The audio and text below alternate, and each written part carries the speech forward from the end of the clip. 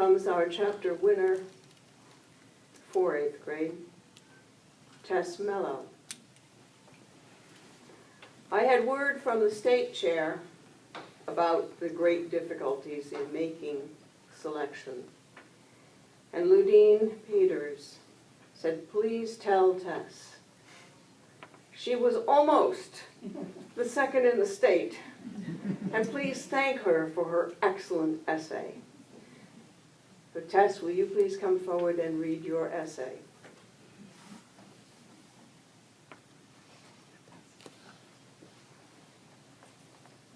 The tavern is packed tonight. Men and even a few women from everywhere within 15 miles of Lexington Green are crowded into the small building. People are spilling in and out of the front door, raucously shouting news over the noise. When we ran out of chairs, they either stood around or resorted to perching awkwardly on tables. The intense heat from the blazing fireplace was rendered unnecessary several hours ago, when only half the tavern was filled, but no one can force their way through the crowd to put it out. Mother is beginning to lose her composure. She simply cannot ladle out bowls of stew and cornbread fast enough.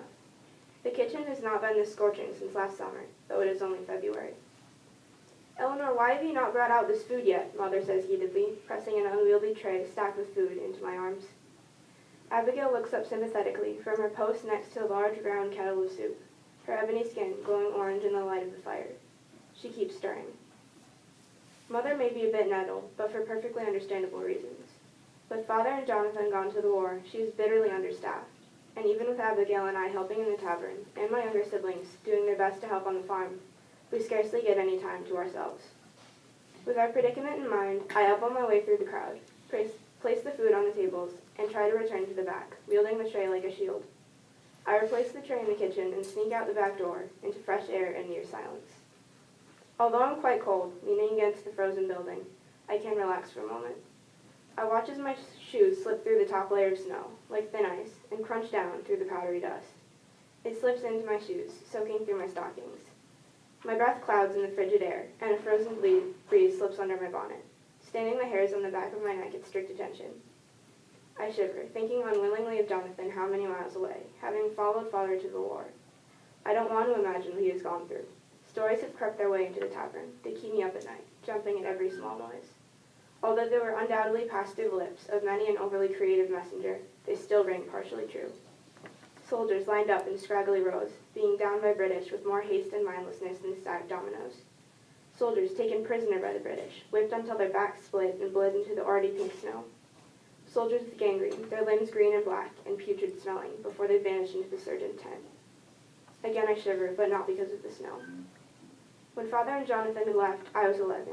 I understood that Father was leaving, but assumed that he was coming back. I'm 15 now, and needless to say, they haven't. Jonathan was 16 when he enlisted. Father explained that he was old enough to make the decision, regardless of the repercussions.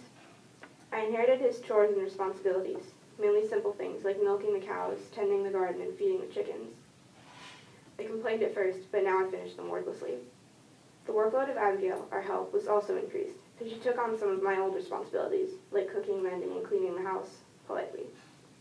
Even my younger sister and brothers had to work a little harder in the vegetable garden, now that I was too busy to help them with their chores.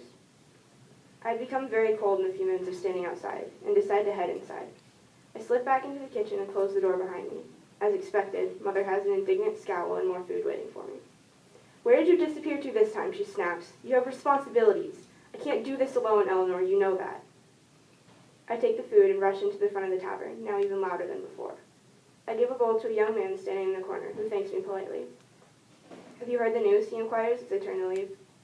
Intrigued, I turn back around. "No, which?" I reply.